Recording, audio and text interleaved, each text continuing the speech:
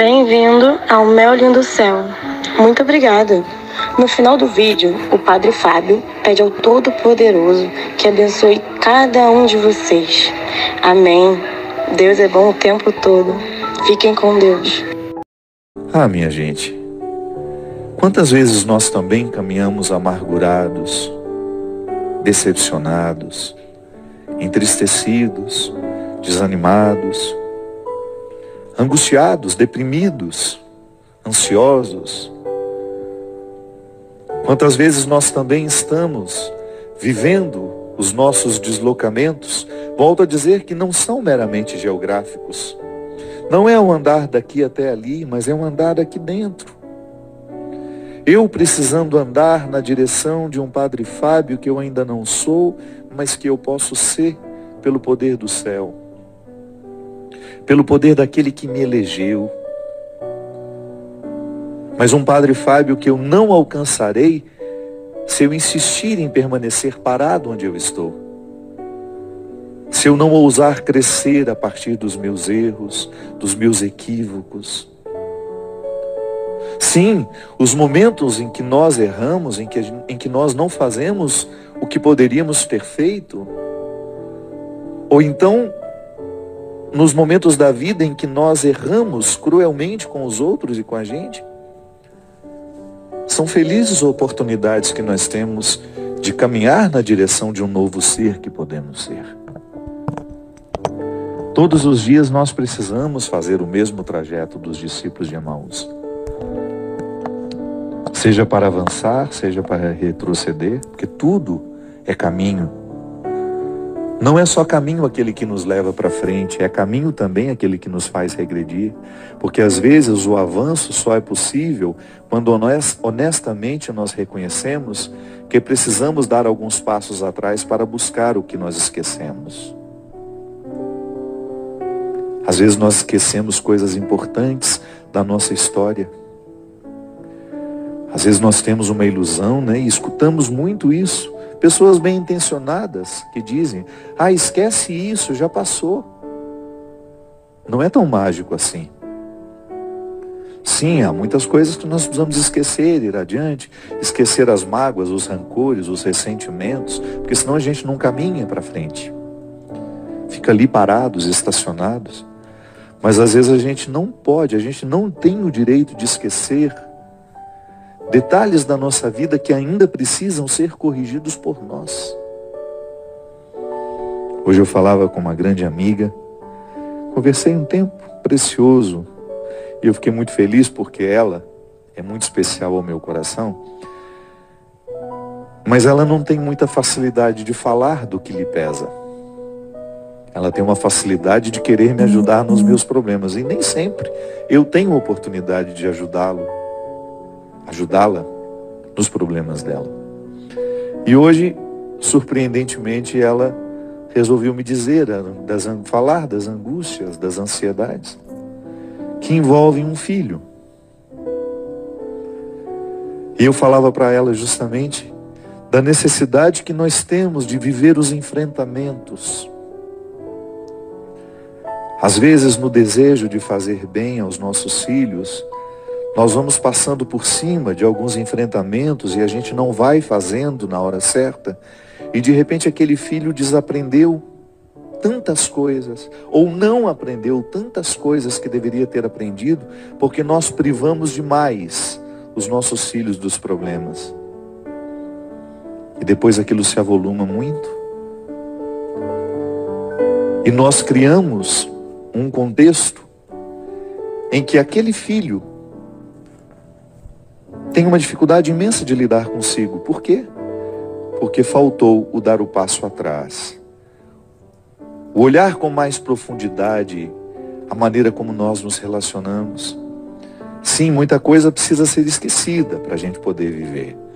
Mas muita coisa também precisa ser lembrada e colocada na pauta da vida. Naquilo que tantas vezes nós já falamos aqui, os enfrentamentos que nos fazem crescer. Você acha que eu não quero crescer a partir do meu erro?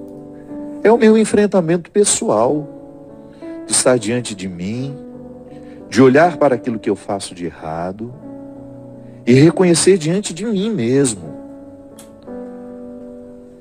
que há muitas coisas na minha linguagem que precisam ser corrigidas. Minha gente, os nossos enfrentamentos familiares, se eles não acontecerem, nós não avançamos como família. Enfrentamento é aquela oportunidade que você tem de calmamente dizer ao outro o que ele precisa ouvir, por mais duro que seja. Sem enfrentamento não há crescimento. Se você não formaliza uma conversa,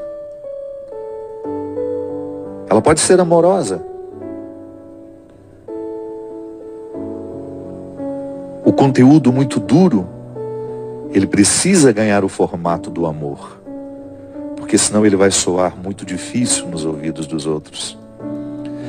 Então essa oportunidade que você tem de retomar a sua autoridade como mãe, como pai, e dizer: meu filho, isso aqui não é um hotel, isso aqui não é um lugar em que você entra e sai sem comprometer-se, isso aqui é um lar. E um lar de verdade, em um lar de verdade, as pessoas precisam se encontrar. Nós precisamos saber uns dos outros. Nós precisamos, sim, dar satisfações da vida que nós vivemos. Ah, eu não quero dar satisfações nenhuma da minha vida. Então pegue as suas coisas e vá viver com os seus recursos. Vá fazer da maneira como você acha melhor, mas pagando as suas contas. Porque enquanto nós formos um grupo de pessoas que se amam, um grupo de pessoas que está aqui para viver uma comunhão, sim, nós devemos satisfações uns aos outros, sim. Seria muita irresponsabilidade da nossa parte a gente começar a liberar os nossos filhos para que eles vivam como eles querem debaixo do nosso teto, porque nós estamos pecando contra a autoridade. Ah, padre, mas ele já é maior de idade, mas está sob o seu teto. E este estar sob o mesmo teto precisa nos comprometer. Senão as pessoas não amadurecem e elas vão começar a pensar que o mundo todo vai ser igual à casa dele. Um lugar onde não se precisa dar satisfações. Dar satisfações, minha gente, é uma forma muito saudável de comprometer-se com o seu crescimento pessoal. Sim, na vida nós temos que dar muitas satisfações. Na vida nós damos muitas satisfações, sim, porque faz parte da correspondência amorosa. Eu me interesso, sim, por aquilo que eu posso fazer pelos que amo, e me interesso sobretudo por aquilo que percebo que eles podem fazer por eles mesmos. E quando não há essa correspondência, eu no papel de pai, no papel de mãe, no papel de irmão, eu tenho o direito sim de pontuar. Não aos gritos, mas através de uma conversa amorosa, como convém a pessoas que se amam. Nós não podemos entender pessoas que vivam dentro da mesma casa sem que o diálogo esteja estabelecido. E era justamente esse o sofrimento da minha amiga. De perceber que um status quo foi se estabelecendo e as pessoas foram se acostumando a não perguntarem, a não serem respondidas, a não se sentirem motivadas a dizer, a darem satisfações de onde vão, aonde estão, com quem estão, como gastamos o nosso dinheiro, com quem gastamos o nosso dinheiro. E aí nós vamos ficando amargurados porque nós vamos percebendo que nós não estamos cumprindo o nosso papel.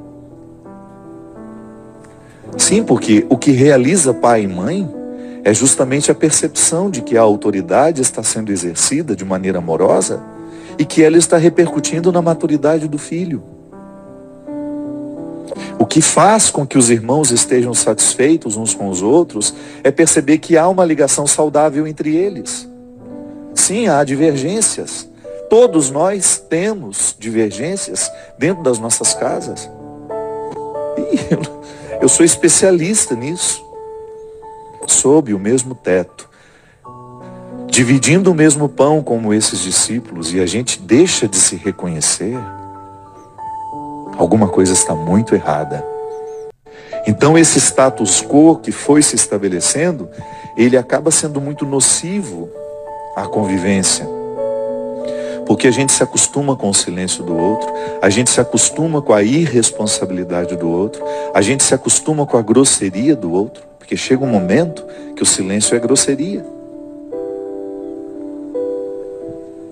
Eu não dar satisfações àqueles que eu amo, da vida que eu vivo, é uma forma estranha de ser grosseiro, de não corresponder ao amor que recebo.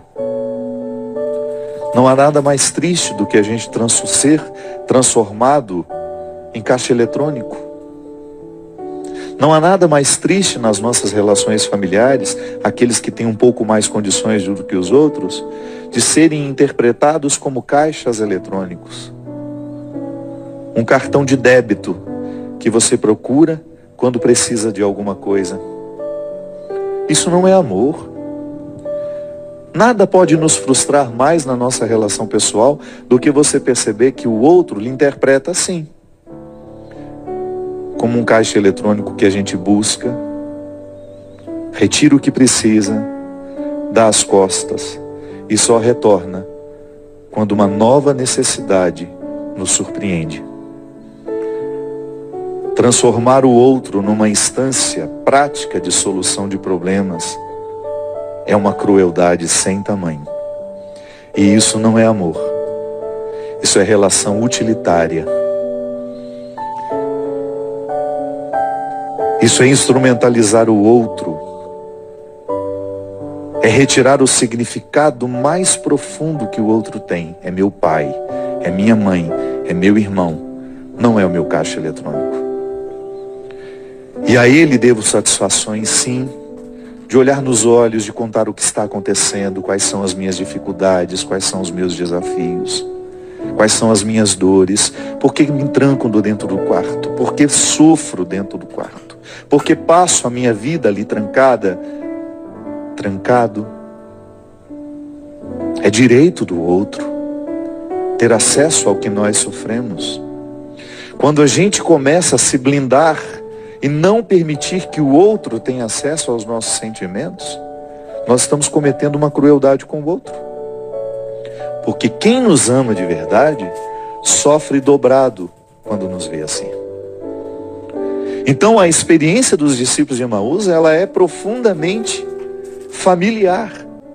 Que se nós não nos sentarmos para partir o pão, e todo o significado disso, eu convoco todos os significados do estar à mesa com o outro. Se nós não fazemos isso, minha gente, nós vamos nos tornando estranhos que vivem dentro da mesma casa. Estranhos que convivem, mas não comungam. Derrame o Deus Todo-Poderoso sobre nós a sua bênção e conceda-nos a graça de viver essa verdade, este esclarecimento, para que Ele, a partir dele, nós tenhamos acesso ao grande amor que nos habita e que nos move. Ele que é Pai, Filho e Espírito Santo. Amém.